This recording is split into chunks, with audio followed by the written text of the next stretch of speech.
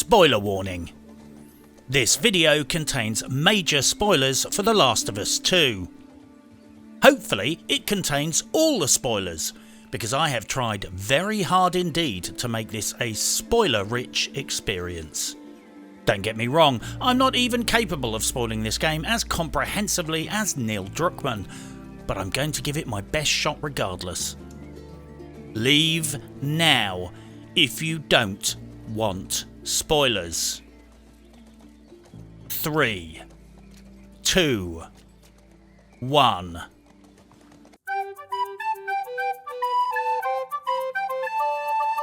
Desexualized character models.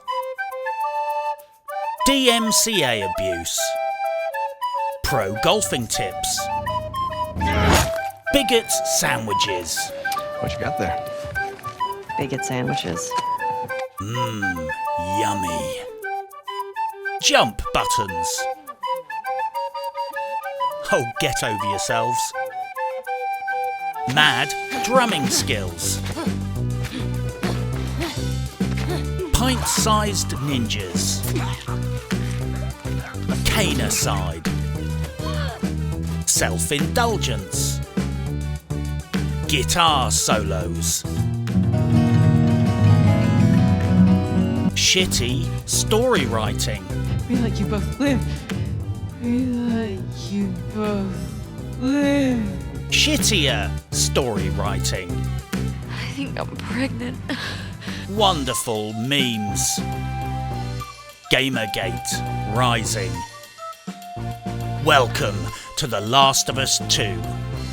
It's a tragedy on every level.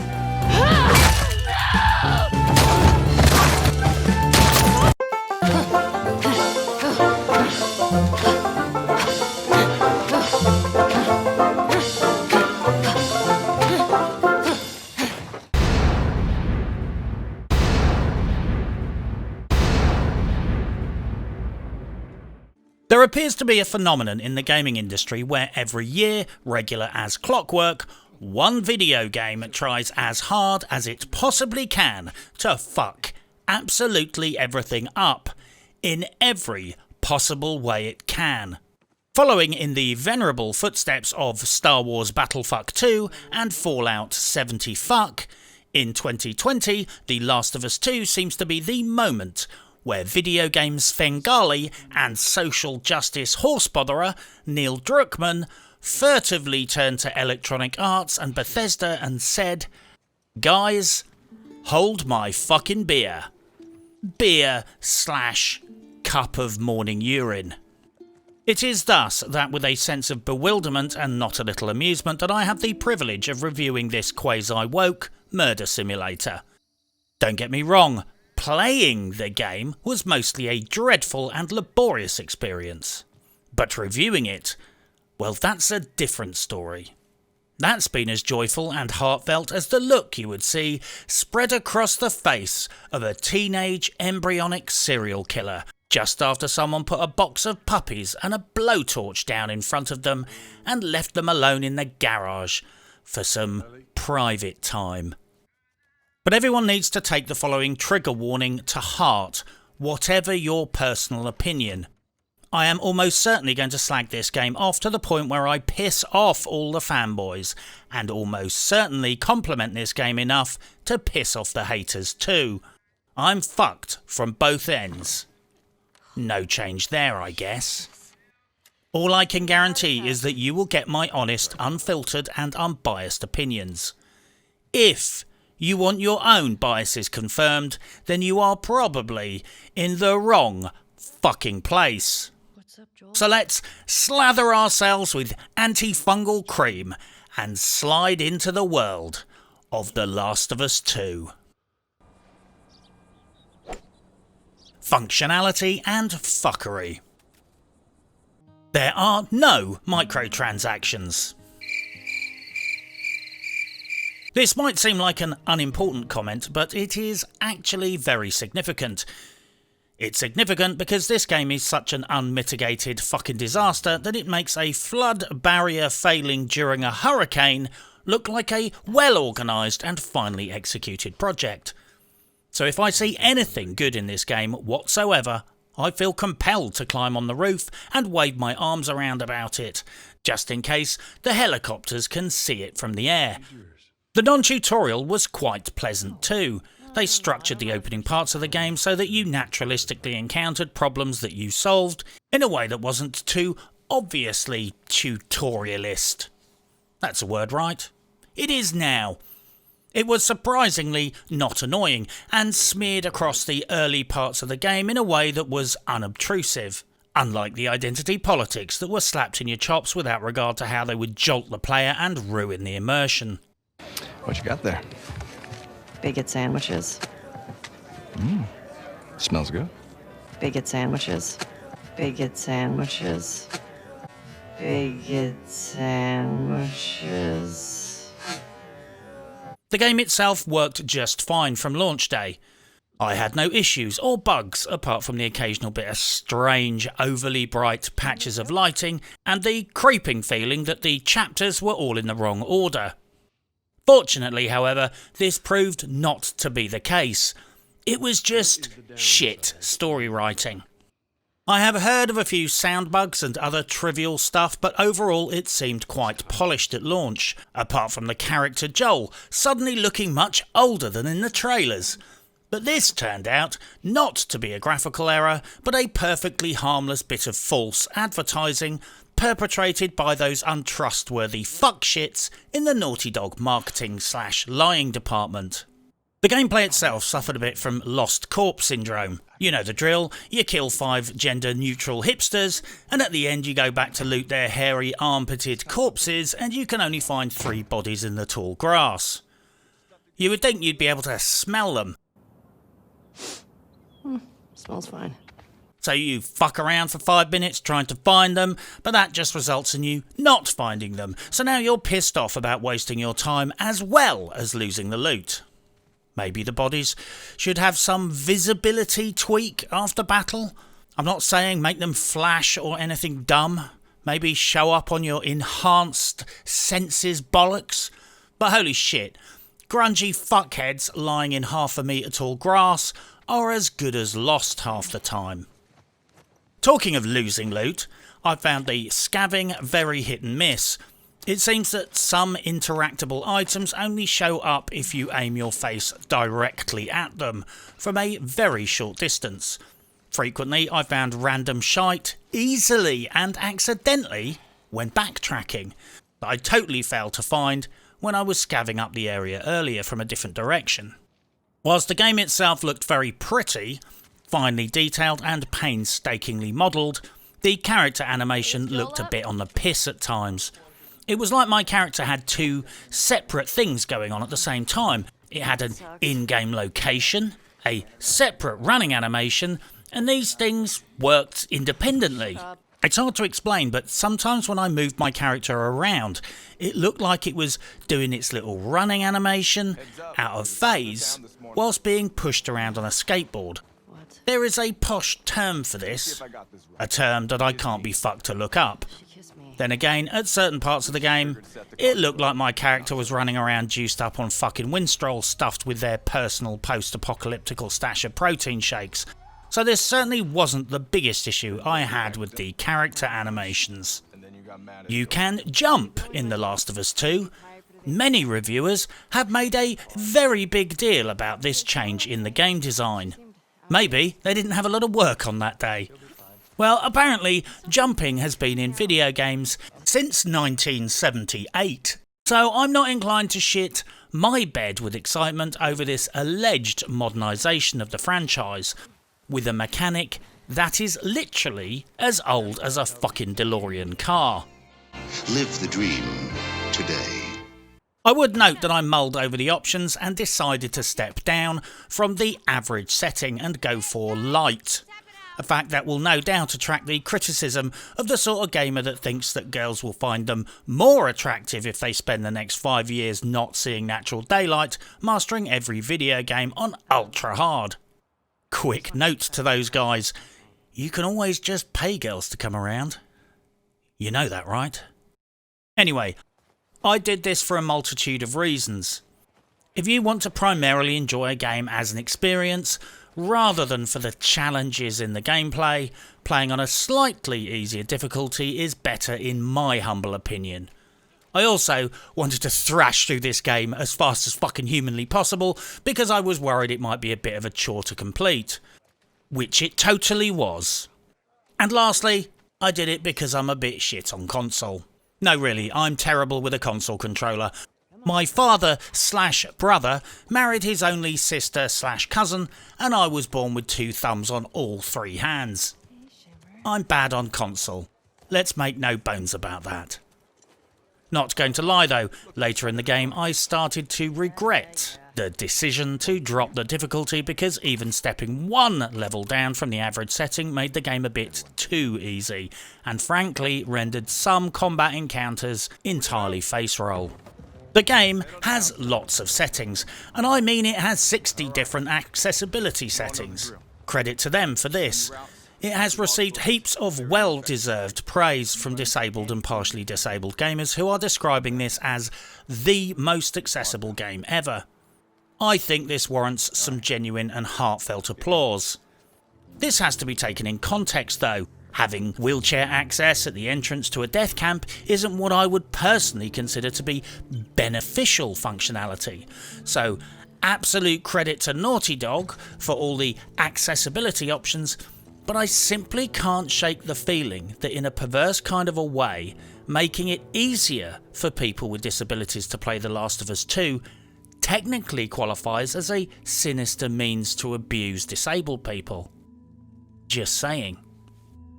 Obviously, there was a whole shit farmer's market of fuckery surrounding this game's launch, but I'm going to have to save some of that for a tirade later in the video. Suffice it to say that in the build up to the release of this game, possibly the most serious acts of fuckery were the deceptive advertising, the copyright abuse, and even worse, the abuse of their own workforce. Naughty Dog has now earned legendary status for abusing and exploiting its own developers and forcing them to work insane hours, unpaid overtime, and all under sometimes abusive and manipulative conditions. Literally as abusive, exploitative and manipulative as Neil Druckmann's plot structure. Allegedly. That's the magical law word I tack on the end for legal reasons. Then of course, there was the hilarious Twitter exchange between game journo droid Jason Schreier and a bunch of industry lackey fuckmonkeys. It went something like this. Jeff Kanata tweeted this, comparing The Last of Us 2 to Schindler's fucking List. Needless to say, the second the internet saw someone comparing this mess of a sub-game to the Holocaust and the extermination of 11 million people, the response was suitably brutal and hilarious. Murder bad, 10 out of 10. I hope you're married so that you can lose everything in a particularly nasty and drawn-out divorce. Could you rethink this tweet very carefully and remember you're talking about a video game that won't matter in 6 months? I'd personally say 4 weeks, but still a great point. Then Jason Schreier stepped into the breach. Hyperbole is fun and all, but if you're thinking about comparing the new zombie video game to a movie about the Holocaust, maybe hit the brakes. And it was all uphill from there. When Kanata, Neil Druckmann, and the game director of God of War, the dude who paid for all those reviewers to have a quick holiday in Norway, when they tried to gank Schreier, they quickly realised that superior numbers means nothing when attacking from a weak moral position, fielding inferior brain units. Once Schreier started making quips about Bioshock's audio logs being a lot like Anne Frank's diaries, it quickly became clear that Schreier had them by the micro-testicles, and their only option now involved deciding just how much they squealed, at what frequency, and when they're going to try and run away. The TLDR is they tried to shoot down Schreier by being weird arseholes and ganging up on him, and Schreier politely pointed out their workplace abuses means he wins. And win he did. Schindler's fucking List. I don't know who that Jeff Kanata is, but he is living fucking proof of why 20th century history should be compulsory in modern high schooling. And also possibly represents a decent argument for extending the maximum limit for late-term abortion to 43 years old. The gameplay. The stealth kills and stabbing mechanics have come under a lot of criticism for being sadistic, gratuitous, and unnecessarily gory. These accusations turned out to be entirely accurate, and I found it blissfully pleasurable. You can delight in the blood gurgling of your dying enemies whilst you shank them repeatedly in the neck. Marvellous! The AI largely sucked the odd ball, however. It didn't suck all the balls, but some. Sure, they follow slightly more complex paths, and the AI seems to have a few more decision-making trigger points, but trust me, I'm a camper. Most of the time, you could just put a few trap mines down, pull the mobs, hide in a choke point, and the enemies that don't get their respective gender-conforming or non-conforming genitals blown off en route will get their faces blown off when they run to your position where you were conveniently crouching behind a fucking box with a shotgun. Sure, sometimes they call out people's names in a lazy attempt to generate empathy, even though the fuckhead was trying to kill you when you killed them. But fuck, they made a big point of putting that in the list of talking points like it was the hottest shit since joysticks and save files. They have names, and sometimes yell them when you kill that specific person. Oh, and yes, the dogs have names too. Every man and his dog, literally, seems to have a name and people who care about them. Carrie! Fucking ambush! Think it came from back there! I got something. Bear smells something. Same comment, same location, different early access reviewers. Just saying. These sound effects were superb on all fronts. From every slide rack to bullet case ping. It was ear candy. The echolocating clickers are now reflex shart levels of scary, and the audio is deliberately designed to be a perpetual jump scare.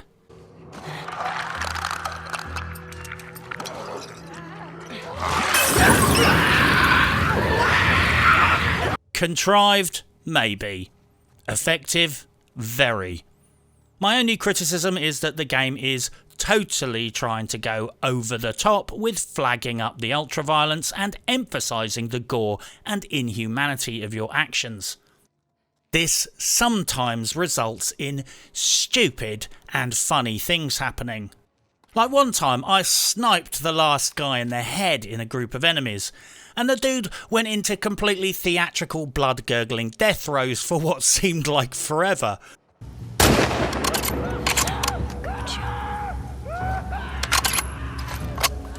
It was like a ham actor taking 5 minutes to do his death scene in a shit theatre play.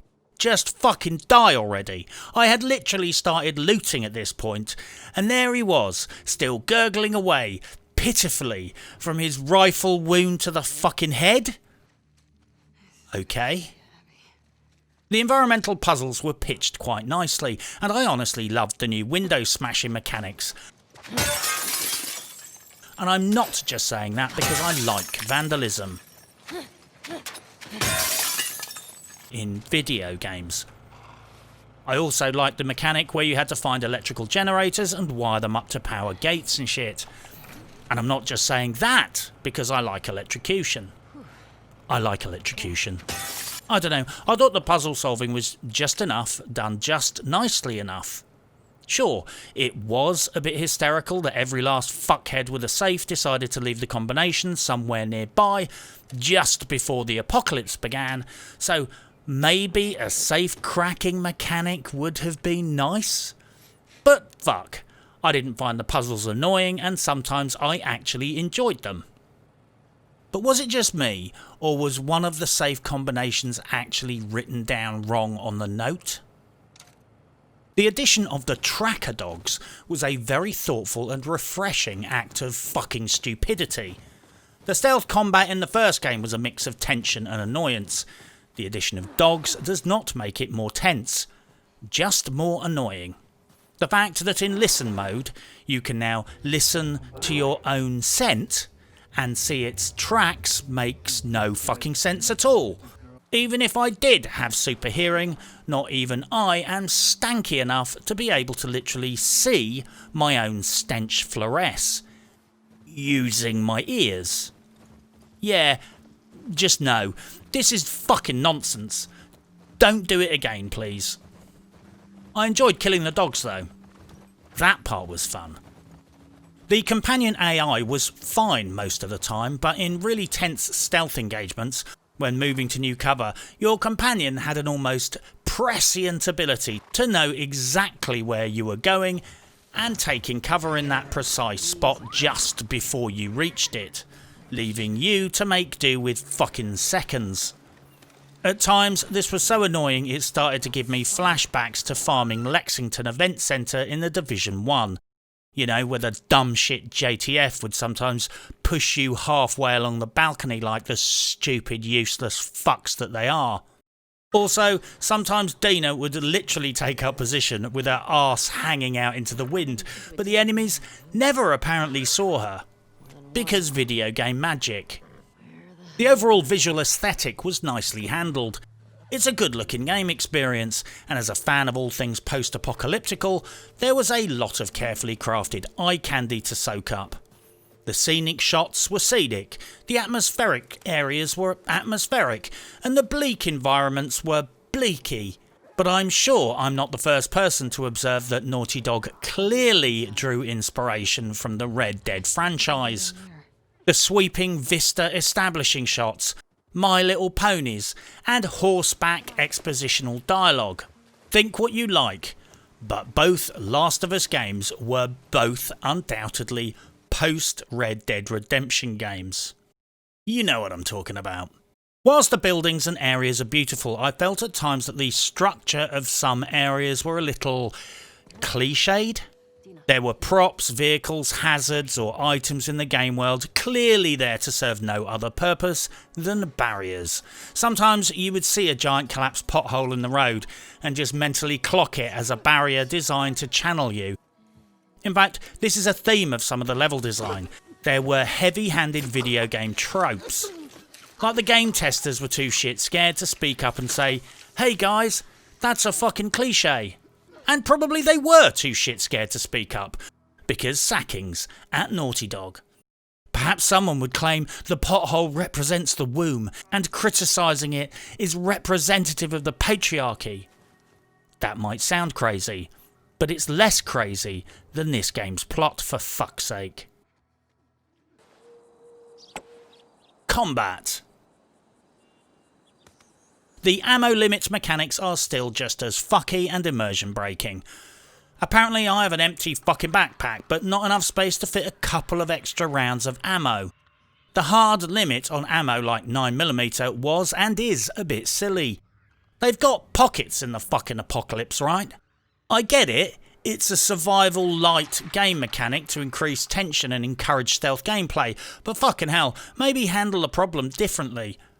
I can carry 3 long guns, 2 sidearms, a baseball bat, mixed fucking sundries and a cunting house brick, but 3 extra bullets is apparently breaking the laws of physics. I'm not a game developer, so I'm not claiming I can come up with a better system.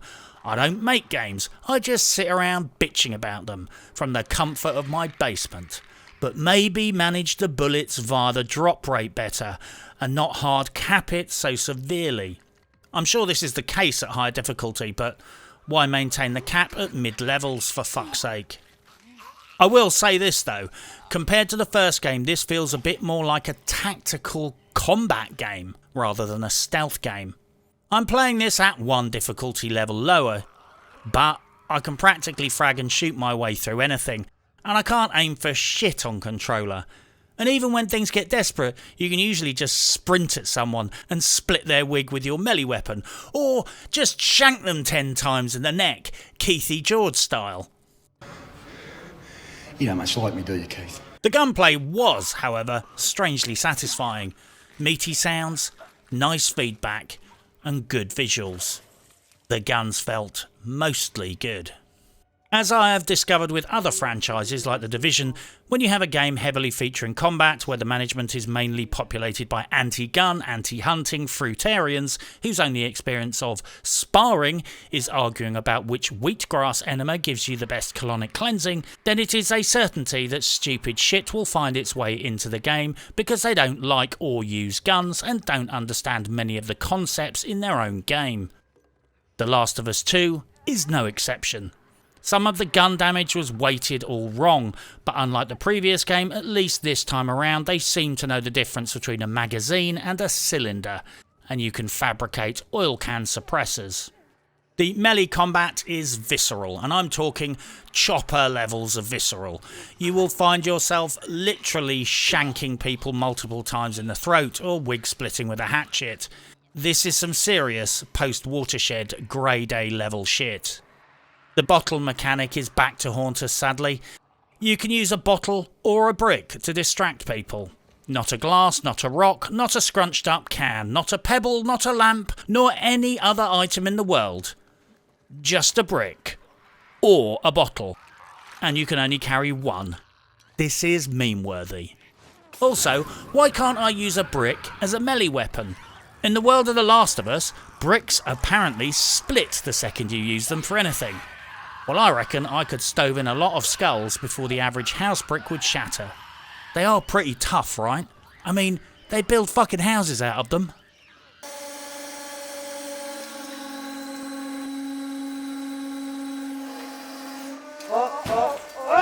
Overall though, the combat mechanics were solid and worked well with crafting mechanics in the game. And this will be a theme of both the game and the review. The underlying mechanics of the game are solid.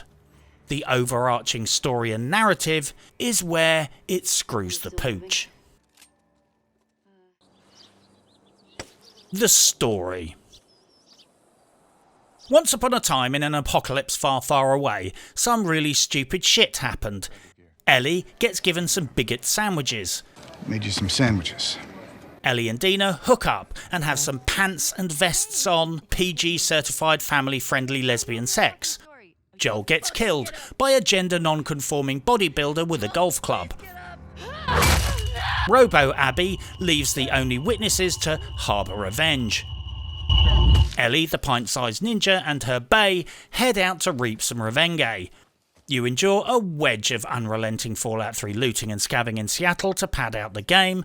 Dina announces she is pregnant. I think I'm pregnant.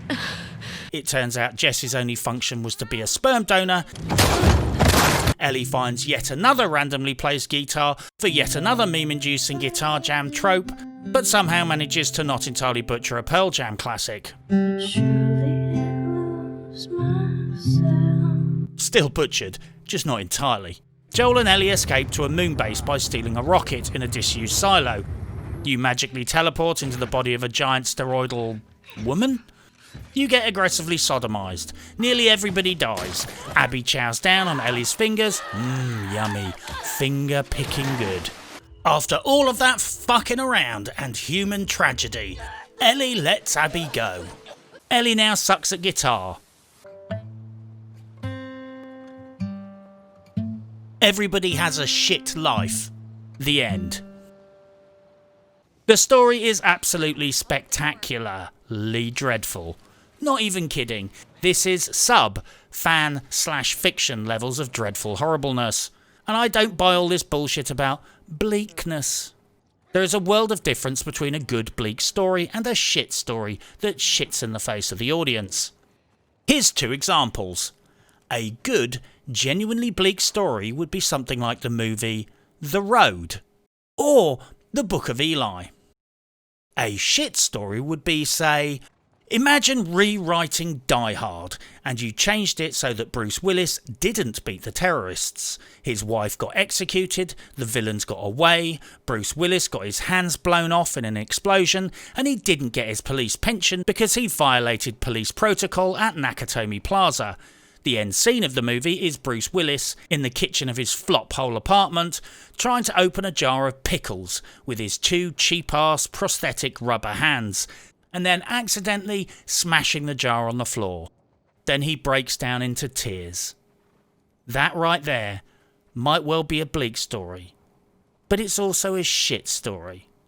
It would make a shit film, and the audience would feel shit on.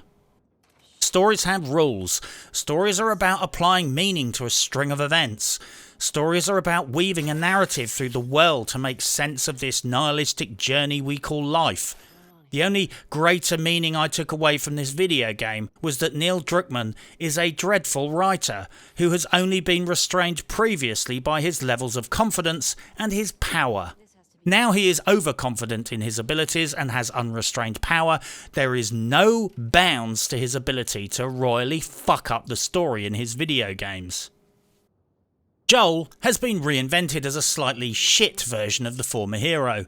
It's as if they decided they wanted to write him out of the story quickly, so instead of treating him like they did in the first game, they made him entirely unsympathetic, cucked him a bit, made him incompetent, cut off his emotional tethers to Ellie by making his attempts as a character entirely fail to resonate with her at the start, and in the few short minutes of screen time we're exposed to Joel, set him up to be redundant, unwanted, and a little bit pathetic.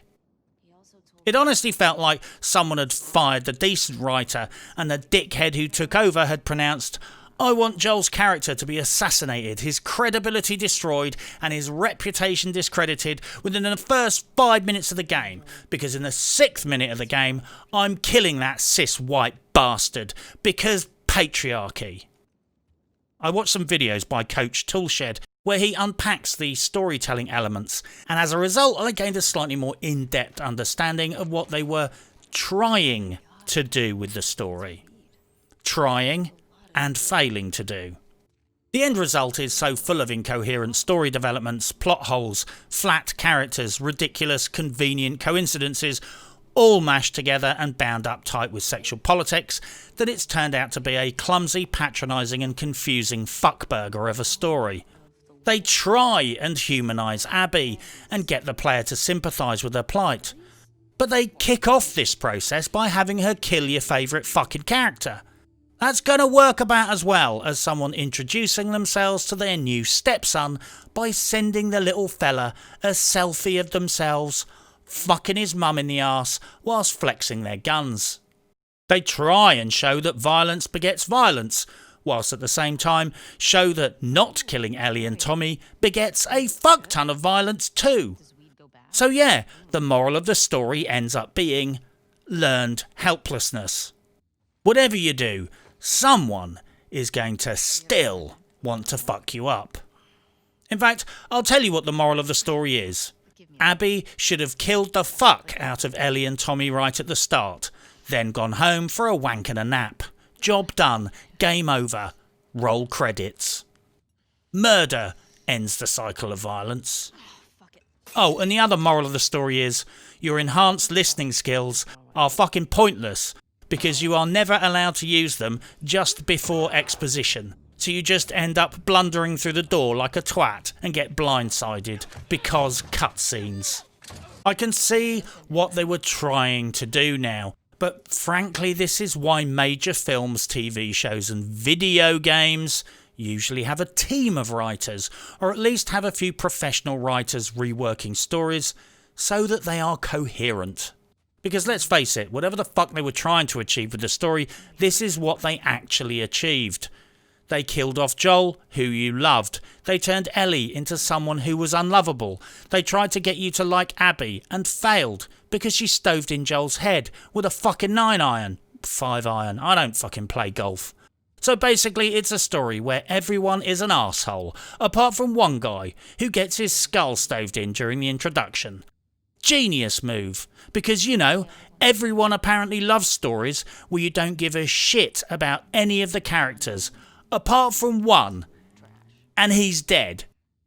The Last of Us 2 is a game that removes the player's ability to knock out enemies. It forces you to always kill your opponent, throws you repeatedly into situations where you must kill the enemies to advance the plot and progress through the game, often with Ellie saying stupid insults and comments, and all the while it's trying to maintain some kind of balked narrative about trying to make you appreciate the consequences of your actions. Ultimately, this is a story where they remove player agency, force you to be a murderous cunt, and then stupidly thought the player would feel bad about the choices that they didn't make. So let's see if we can analyse this mess to drag out a bit more meaning. First off, let's discuss the structure of the game. I say structure, but really I mean mess. You start the game. The dude you really like gets dissed by the girl you like less than in the last game. Joel gets killed by the last female steroid abuser of the apocalypse with a golf club. The player has lesbian sex. The player is then subjected to a sub-sandbox Fallout 3 looting and scavenging experience that becomes tiresome, has no point other than to kill time, and all the while you're running down Joel's character and personal history and belittling him. He's violent, he lives alone, he has trust issues. I'm surprised they didn't graffiti incel on the side of his house and then stone him until he left the village. The player then becomes the last female steroid abuser of the apocalypse. You get sodomised, nearly everybody gets killed, nobody gets resolution. You realise that you don't give a shit about anyone in the game now anyway. The end. I think NASA should present this plot summary to new recruits and say, what is problematic with this? Write an essay. You have 3 hours. Why? Because no single element of this is intrinsically wrong, but combining it into one plot experience is insane. You hear the word bigot and are familiarised with a homophobic incident within minutes of starting the game. I, like many, thought, here we go. Preaching about identity politics and the opening credits have barely finished rolling. Just like my fucking eyes when I heard that clunky line of dialogue, if I'm honest. There is even a reference to bigot sandwiches, which are a peace offering given as part of an apology, which Ellie promptly declines, sending a very clear message that bigot is for life. No apology will suffice. It doesn't matter if it was an out-of-character mistake. It would certainly appear that cancel culture is alive and well in the apocalypse. Very quickly you find yourself in a lesbian relationship with Dina, the girl you snogged the other night. I immediately thought right then, I'm now a lesbian with a girlfriend in a video game. I might as well make the most out of it then, and kept trying to interact with Dina in any way I could. Sadly, I realised all too quickly that there was going to be no way I could casually play grab-ass with her or grope Dina's boob, which frankly under the circumstances was a critically wasted opportunity by the developer. Creative projects like films and video games are collaborative. When an auteur takes too much creative control, it can turn out well, but mostly the lighting guy knows about lighting, the set designer knows what's doable, and the scriptwriter knows more about stories than the director. I think Neil Druckmann did a solid job of making sure that there was no dissenting voices, either within Naughty Dog or the internet. He set out on a mission to make precisely the game he wanted to make, the way he wanted to make it. He set out to make a progressive, transgender, sexually non-conforming, sexually diverse video game that kills off the popular white male protagonist and replaces them with an all-female leading cast of lesbians, transsexuals, and gender non-conforming bodybuilders. He set out to subvert our expectations, and he succeeded, because we were expecting a semi-decent game, and all we got was this dog pile of shit ideas, carefully cobbled together into a mess. This game is synergistic in its failures. The whole magnitude of this game's failures is greater than the sum of its individual failed parts. The Last of Us 2 is a masterclass in how to take a critically acclaimed, successful franchise and destroy it. Abby is not an authentic or believable character. I'm not judging Colleen Fosh, the body actress, or making any statement about body types, but I've known some women built like that, and they were juiced up to the fucking gills, pounding the gym and chowing tubs of stinky tuna and eggs all day long. How the fuck could someone maintain a swole body like that in a world where a good day is finding an out-of-date can of Green Giant sweet corn in a cupboard? Seriously, how does Abby stay so bulked up in the apocalypse? Does she live in a whey protein factory and trade her golfing skills for anabolic steroids? There were also way too many post-apocalyptical inconsistencies. There are certain logical rules of the apocalypse which need to be respected, and in this game, it's like nobody involved with the project was an actual prepper, survivalist, or even interested in the apocalypse. It all looked cosmetically very authentic, like the world was copied accurately from pictures and artwork of someone who actually gave a fuck about the apocalypse. But just like trying to bake a cake based on photos alone, there was some serious lack of authenticity. Don't even get me started on Owen Moore's haircut in his introduction scene. That prick is coiffured so finely you would think that only hairdressers survived Armageddon. I get there is a difference between post-apocalypse and the post-post-apocalypse, but hire a fucking continuity and wardrobe advisor for fuck's sake, because that tool is clearly hoarding the entirety of civilization's remaining styling wax and conditioner. The library near the town was a fucking dump.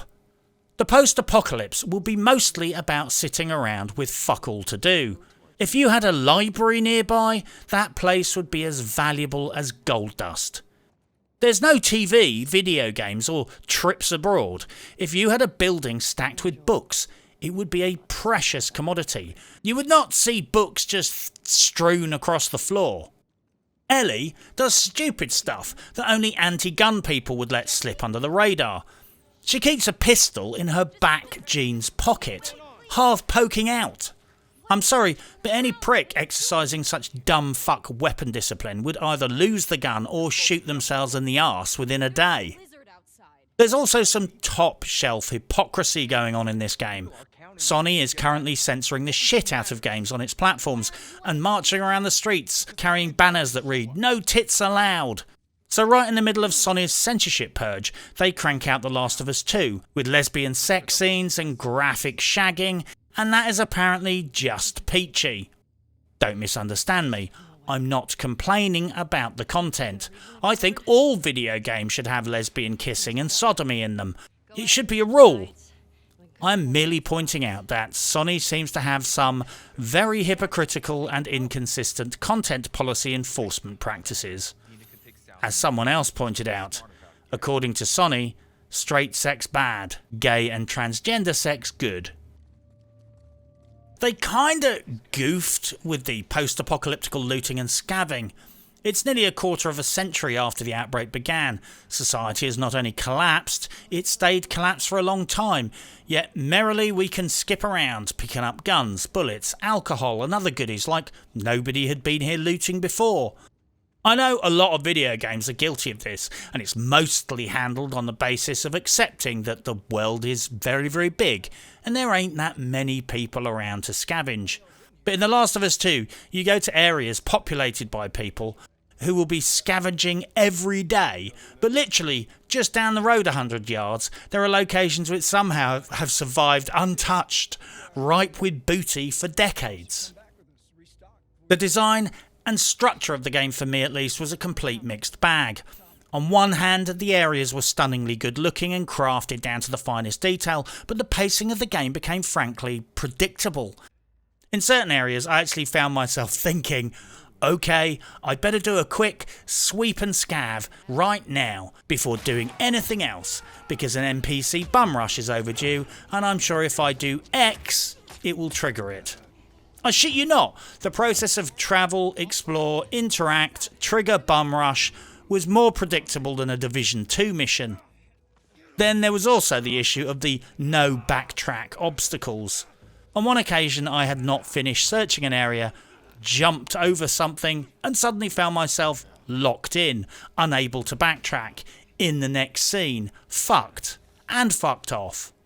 And all the while this happens, Ellie makes insightful, wise comments like, "This town is full of psychos," after just having murdered 50 people with a shiv, with arterial blood still dripping off her boots.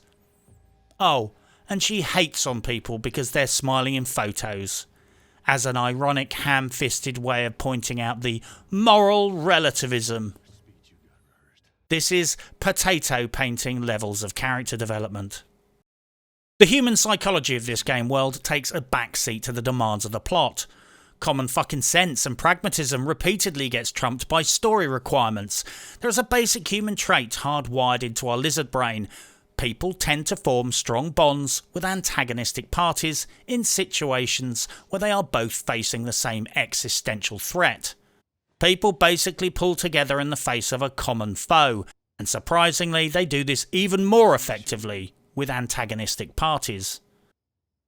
Fallout handles this well.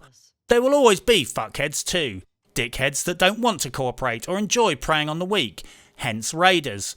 However, history shows that people pull together when a bigger threat comes along, hence Megaton, Rivet City and Diamond City. I just don't buy this post-apocalyptical world in this game. I agree that in the apocalypse other people will be as much of a threat as the apocalypse itself, but I just don't buy this social structure where people are primarily occupied with killing each other and the infected are almost a triviality. There comes a point where people start to chill out and call truces, because relentless conflict between different groups ends up being so much of a drain on precious resources, people start forming alliances and pacts and stop their warring. There is no point fighting for control of a watering hole if nobody is going to survive to drink from it. The trope of Ellie finding random guitars in the environment and then spontaneously bursting out into a fucking song became ridiculous after a while. Haven't the developers ever heard of dry rot? Hell, in The Last of Us 3, I'll be fully expecting Ellie to rock up wearing a full one-man band outfit.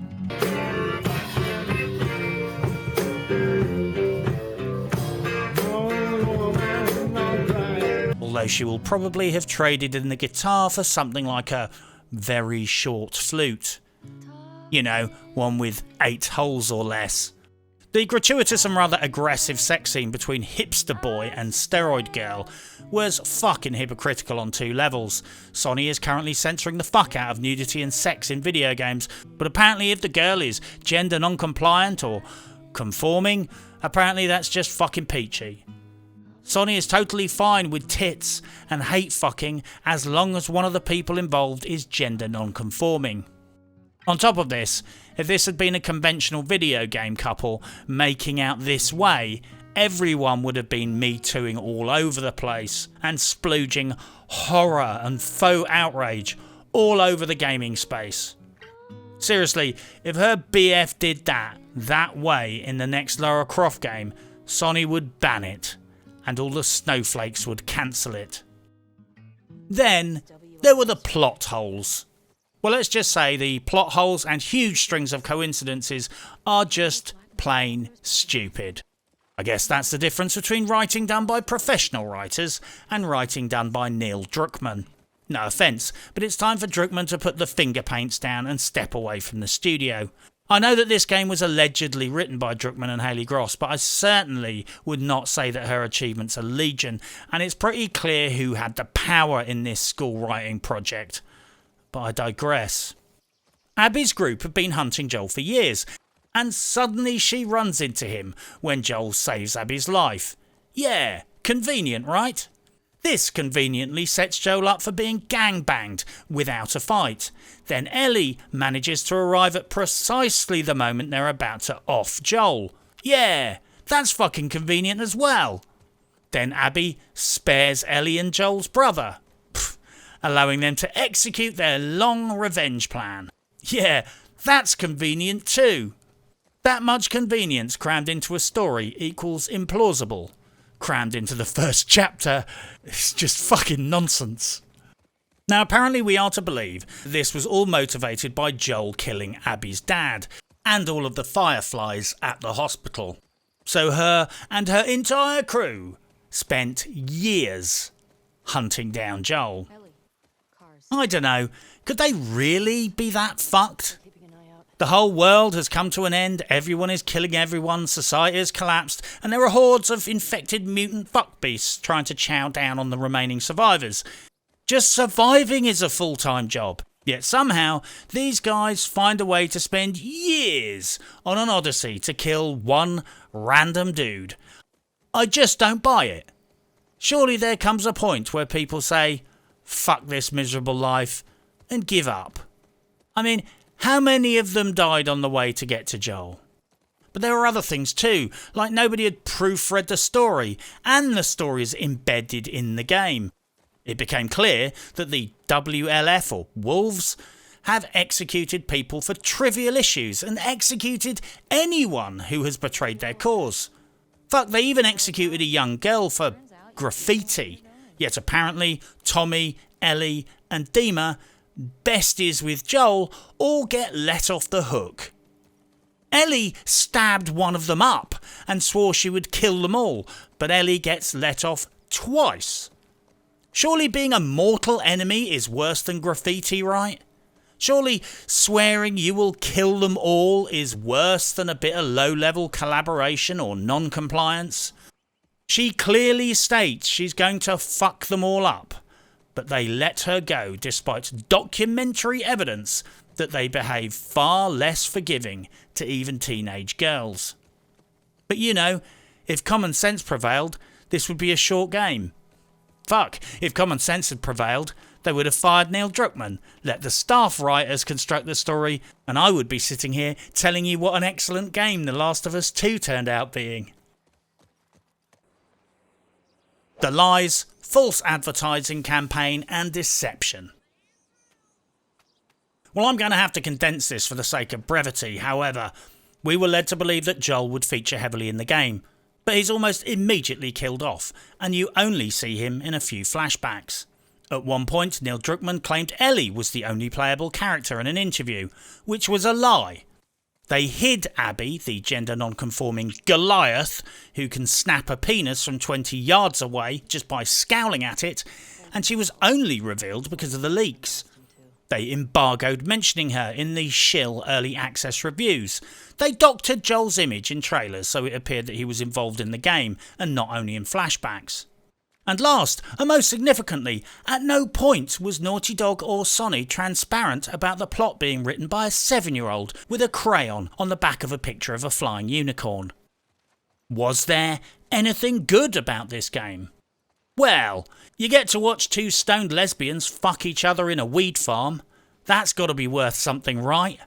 Finding out later that one of them is pregnant by some rando camp sperm donor definitely took the edge off it, but it was very satisfying to watch Sony completely throw its own censorship rules out of the fucking window in an act of total moral hypocrisy.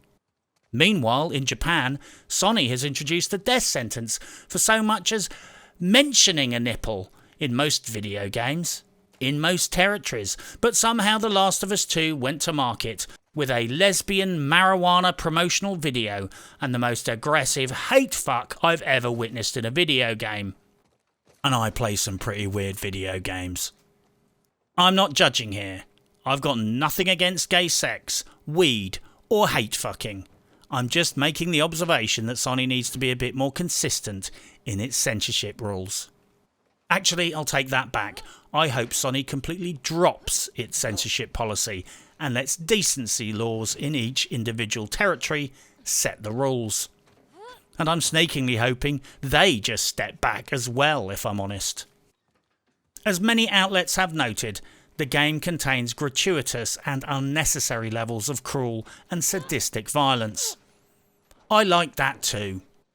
Nothing beats the blood gurgles of some idiot when you stab them in the throat and see the look of shock and fear in their eyes as they realise they're imminently about to shuffle off this mortal coil, but not before they choke out some blood bubbles onto your uncaring boots. Don't worry though, it's only pixels, guys. There's no need to get excessively moralistic about it. The workbench gun porn was fucking great. I was actually shocked at the high levels of gun pornography and ballistic masturbation going on with the guns. My Beretta was a peach. Watching Ellie clear the chamber and rack the slide was literally eye candy, and the sound effects that came with it absolutely nailed it. I'm not even kidding. The workshop gun modding minigame was almost Metro Exodus levels of fucking delightful. I think the realism with the gunplay was improved since the last game. I would, however, note that the power disparity between the hunting rifle and the Magnum revolver betrayed an understanding of relative ammo types based on movies rather than terminal ballistics. As lovely as the 357 or 44 Magnum round is, let's be real here, it ain't got shit on 7.62 NATO or 308. Put it this way, some soft body armour will stop a 44 Magnum. A 7.62 NATO round will go through that same armour and out the back, taking some of the contents of your chest cavity with it. This was, however, more than compensated for by the shorty, or should I say the cut down pump gun. That thing was a pleasure to use and became my faithful companion for close quarters combat whilst house clearing. The all-new smashing shit up mechanic was great too. I have literally always wondered why in post-apocalyptical games you might have a rocket launcher, but God help you if there's a window, because you can't get past 10mm of plate glass in video games apparently. It's a trivial but superb mechanic that should be standard. If a developer puts windows in a video game, the player should be able to smash them. And thus it was written, and lo, this was how it should always be. The lesbian make-out scenes were top shelf. No, really, I reckon they were win-win. One of the romantic scenes between Ellie and Dina was genuinely sensitive, sincere, cinematic, and quite saucy. As I have always said, lesbians are nice. I guess we have to discuss the issues of gender, sexuality, and identity politics. First off, let's just fucking qualify that anyone claiming that the bad reaction to this game is caused by sexism, bigotry, or homophobia is factually full of shit.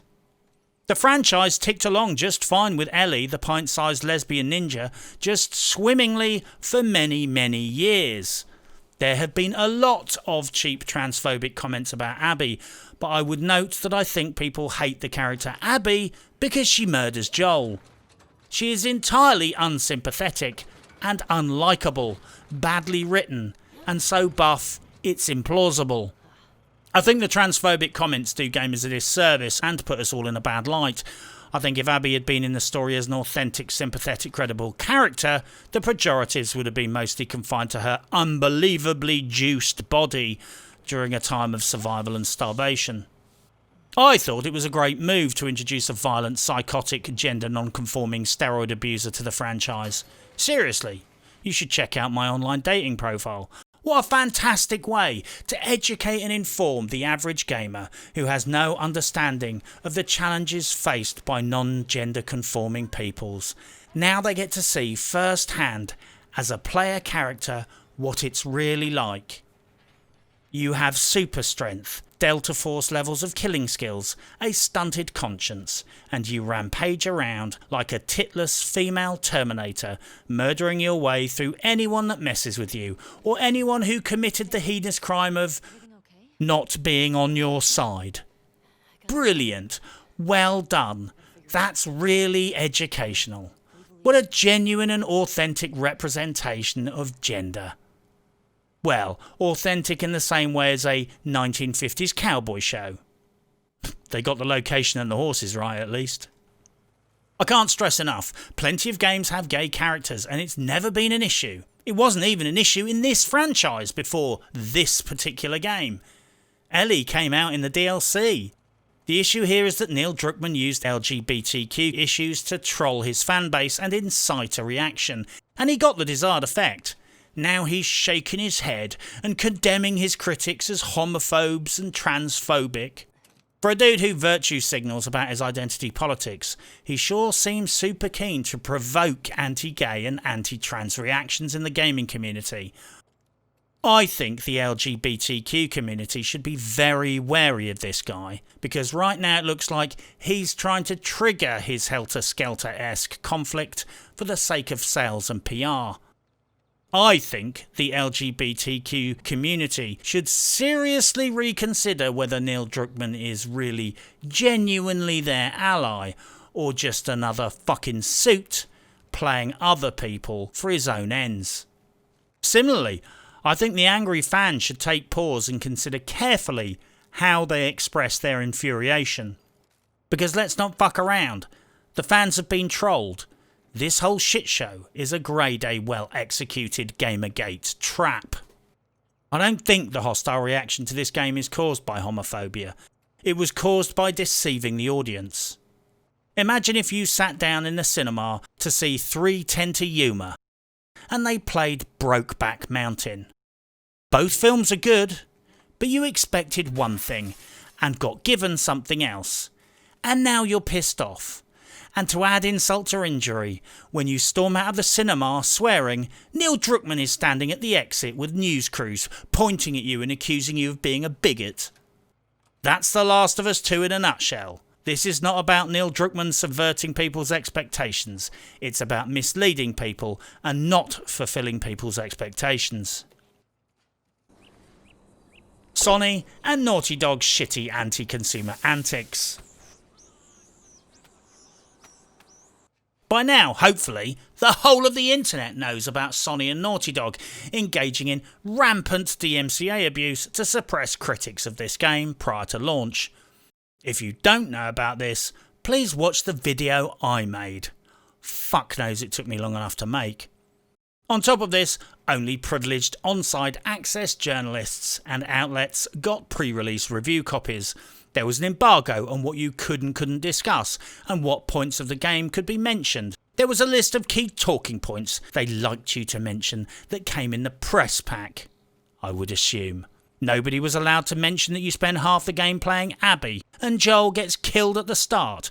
And most importantly, anyone who went along with these rules just got cucked by the publisher and willingly betrayed the gaming community by being complicit in a deception.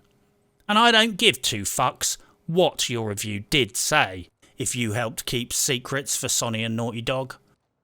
All access journalists who reviewed this game with an early access copy and complied with the embargo were complicit in the deceptive advertising campaign. All of this fed into the huge consumer backlash and subsequent negative consumer reviews. I mean, access reviewers all said this. But players said this. And their wallets said this.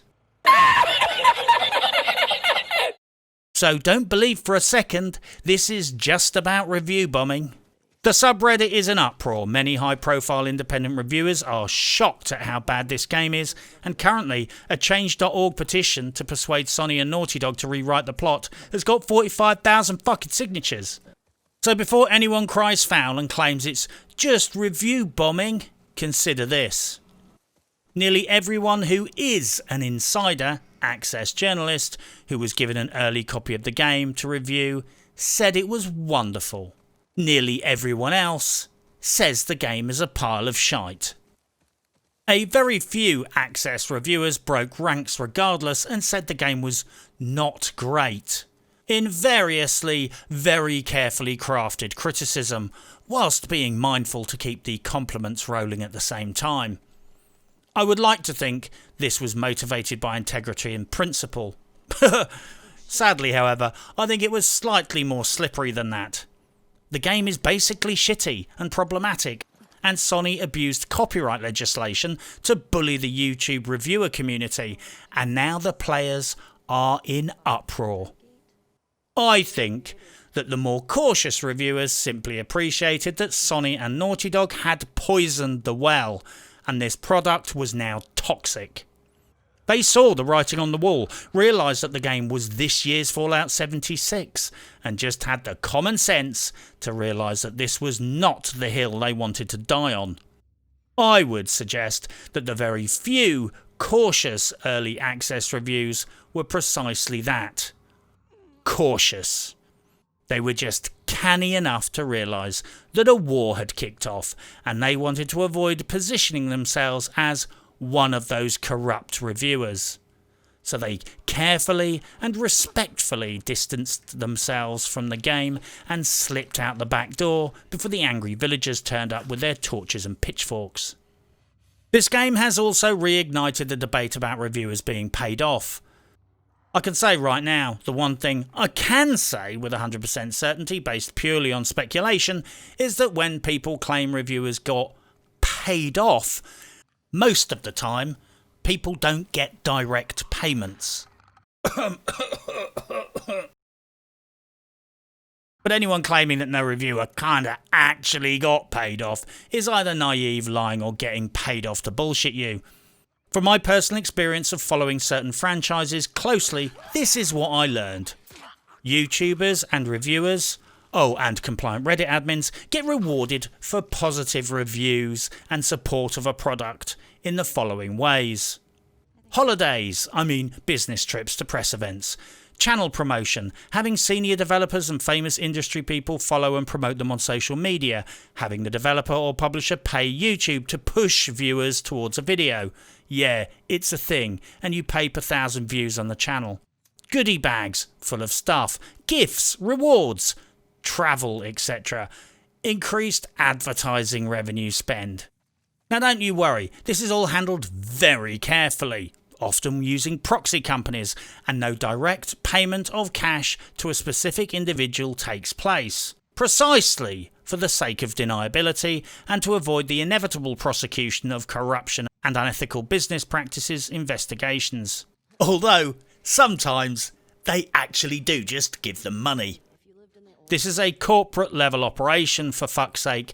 They ain't hiring pimps to palm off envelopes of money in back alleys. But there is a reciprocation of services and rewards done very carefully so that people will be rewarded for good press, and in return they will promote a game. Frequently, third-party promotional companies are used to serve as a legal and PR buffer between the reviewer and the publisher, and often part of the machine is generating a positive review culture. A 7 or an 8 probably is the average aggregate score, because majority of the games that are being reviewed simply are good. So an average game is now a 7 or an 8, apparently, according to the professional grown-up reviewers. But make no mistake, I have seen people, fellow YouTubers, take the king's shilling, sell the fuck out, start shilling for a publisher, and reap exponential channel growth, and a relentless supply of free gaming gear and merchandise suddenly started shitting through their letterboxes. So anyone who says reviewers don't get paid off is either naive or hiding something. Just because there's no brown envelope stuffed with cash does not mean nobody got bribed. This is worthy of a video in its own right, which I'm probably going to make. The review system is obviously corrupt. Mainstream gaming journalism gets most of its revenue from the video game industry. Mainstream gaming journalism gets most of its awards from the video game industry. Mainstream gaming journalism gets most of its exclusives and interviews from the video game industry. Publishers sell video games, and the primary source of revenue and access for mainstream gaming journalism is publishers. It's in their interests for games to sell. It's in their interests to stay on good terms with publishers. The price of early access review copies is positive reviews. If you are too negative, they stop sending you early access copies. In any other industry, if a reviewer, journalist, inspectorate, regulatory body, politician, civil servant or policing agency had such a compromised financial dependency on its subject matter, it would trigger corruption investigations. Because this is what corruption is. Mainstream gaming journalism is entirely dependent on the money and goodwill of video game publishers. How can that relationship not be corrupt when anything you say that might impact video game sales will directly impact your news outlet's profits? That is why the average score of an industry game review is 7 out of 10, for fuck's sake. I'm not a mathematician, but if mainstream journalists have cooked up ways to make the average score on a scale of 1 to 10 equal 7.5, then you don't need me to convince you that mainstream gaming journalism is compromised to all fuck. I guess in the final analysis, The Last of Us 2 is a fairly satisfying, ruthless murder simulator with an incoherent and poorly executed plot bolted onto the side. You will probably get bored and lose all emotional investment in the characters and the story long before you've completed the game. Some of the character scenes are genuinely touching and well acted, animated and engrossing. But a collection of touching moments strung together does not a coherent story tell. Especially not when it's constantly punctuated by incoherent characters and sometimes incomprehensible plot developments. It's a hot mess. The final death blow for the game is that it's crammed chock full of identity politics at the expense of the entire endeavour. They literally villainise and kill off one of the most loved characters in video games and shift the focus to gay relationships, gender non-conforming protagonists, pregnant lesbians and transgender characters. And this is a deliberate process as outlined by the creative commandant himself. He has declared many times he wants to go full Pride Week on this sequel, and right there is the core of the problem and the cause of much of the negative reaction. Neil Druckmann has pushed identity politics and LGBTQ issues front and centre at the expense of the plot, the characters, the franchise, and most importantly, his audience. The game's supposed to be a sequel, but it's changed thematically. The character continuity is fucked. It's switched from issues of family, bonding and hope to LGBTQ issues, alienation and despair. If you make a sequel and go out of your way to give your audience precisely what they don't want and don't expect, then you can't act bent out of shape when people tell you to fuck off. This is not an issue of homophobia or bigotry. This is about deliberately antagonising your audience with woke identity politics. This is about Neil Druckmann deliberately trying to antagonise gamers and fucking up the game in the process. And now he is playing the victim card and claiming gamers are bigots. It's an infantile way for a grown-up to behave. As a point of reference, what else could you buy with the same money? This game in the UK costs £55 for the base game right now, although it will certainly be on discount by the end of July. You heard it here first.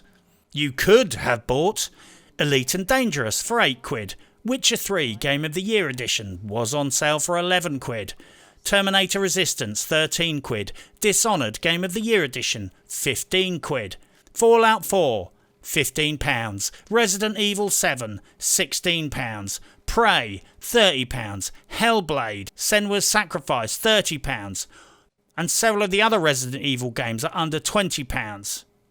The Last of Us Remastered is only £16, by the way. The Last of Us 2 is simply not worth 55 fucking quid compared to what you could do with that money. You get slightly improved gunplay and mechanics compared to the original, but at the cost of a depressing player experience, a perplexingly bad story, and Joel Miller's bloody corpse. It's a very shit deal.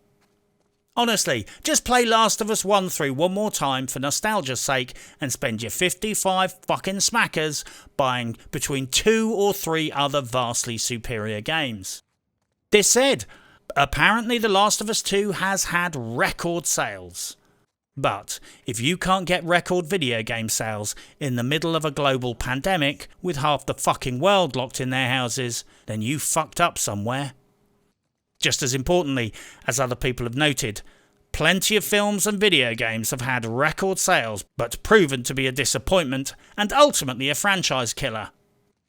Then again, given that sales have already dropped 80% and heading for the deck, the franchise might already be in its death throes. There is something very odd and tragic about The Last of Us 2. My main takeaway is that the guys doing the graft on The Last of Us 2 did fine work, but Druckmann's story and preachy politics wrecked it. He was given a Ferrari and he used it like a fucking tractor. The core game, the visuals, soundscaping, combat and game mechanics are all solid. A bit creaky maybe, slightly legacy and perhaps the characters glide around a bit, but overall the engine under the hood is purring away nicely. The problem here is that Druckmann has decided to drive the vehicle at top speed through a fucking stony ploughed field, and he's fucked it up. The story, identity politics and dumb fuck heavy-handed moralising is kindergarten levels of clumsy. I've seen messages wrapped around house bricks and thrown through fucking windows that were delivered with more finesse and subtlety than the patronising finger-wagging in this game. Sub/fan fiction, I tell thee. The Last of Us 2 had big shoes to fill. Sir Neil Druckmann shat in the shoes. Filled is filled, right? Make Ellie unlikable and unsympathetic. Kill Joel. Introduce a violent walking gonad swinging a golf club. Show some hate fucking. Preach about bigotry and bigot sandwiches. Hairy armpits. Girls that don't wash. Was Neil Druckmann fucking high?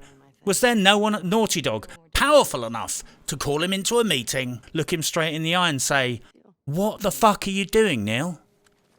Coach Toolshed rightly pointed out in a video that Neil Druckmann has been very careful to spend years positioning this game so that he can claim that anyone who doesn't like it is a bigot. And then stuffed the game with stupid shit, wrapped in a skin of identity politics. This game is not only shit, but it's a troll, and it's a fucking ambush for its critics, because it's a product designed to defend itself. It's stupid shit, masquerading as inclusivity, so if you criticise the stupid shit, you risk being branded as a homophobe, a transphobe, or a bigot. This is dirty business, and business is good. The Last of Us 2 is, very literally, the anti-Fallout game. I love post-apocalyptical games, but somehow this game takes everything good about Fallout 3 and New Vegas and makes it unpleasant. In the Fallout games, you spend ages scavenging every last bin, drawer and cupboard for loot. The world is bleak to its core, and some of your companions are gay. But these games are excellent, and the experience is satisfying. The Last of Us 2 has somehow managed to take all of these exact same components and turn it into a boring, unsatisfying, unfulfilling and annoying experience. It's also made some gamers less sympathetic towards gay and transsexual characters in video games. This game is not just a shit game, but it does shitty things. It's, in my opinion, fueled bigotry, and gamers will get the blame for Neil Druckmann's trolling. And therein is the point. This game, just like Anita Sarkeesian, is a giant troll. It was a good franchise with well-loved characters. Then Druckmann gets a hateful and unsympathetic hormone abuser to kill one of them, mutilate the other, and then get herself buggered by a rando. And then when gamers complain that it's all fucking stupid, we will get accused of bigotry. And we paid for the privilege. In a moment of madness, however, a subversive thought crossed my mind. There is a completely different way to interpret the story. Joel is representative of traditional values. Ellie represents the generation that embraced sexual tolerance and sexual equality. Abby represents and embodies the current wave of ultra-progressive, hateful, angry identity politics and vicious hypocritical rhetoric. You could actually read the story of The Last of Us 2 as an allegory about our current political climate. Traditional and modern social philosophies of tolerance and equality can exist together quite happily, like Joel and Ellie, until some spiteful, half-mental, gender non-conforming third-wave feminist proto-fascist comes along and fucking destroys everything we loved and cared about out of a perverted sense of justice. I don't know. In a strange way, the plot of The Last of Us 2 could be interpreted as a metaphor for the modern political landscape and cancellation culture, current politics in video games, or even the identity politics firebrands behind Gamergate itself. I know this thesis is a bit of a reach, and I sincerely doubt Neil Druckmann either has the capacity or story writing skills to do this deliberately. So for now, I'm going to roll with the following conclusion instead. The Last of Us 2 is mechanically a slight improvement over the first game, but thematically and narratively, I've seen better stories smeared on prison cell walls with human shit. Yeah, I reckon I'm going to roll with that conclusion for the time being. But for now, good luck and happy hunting.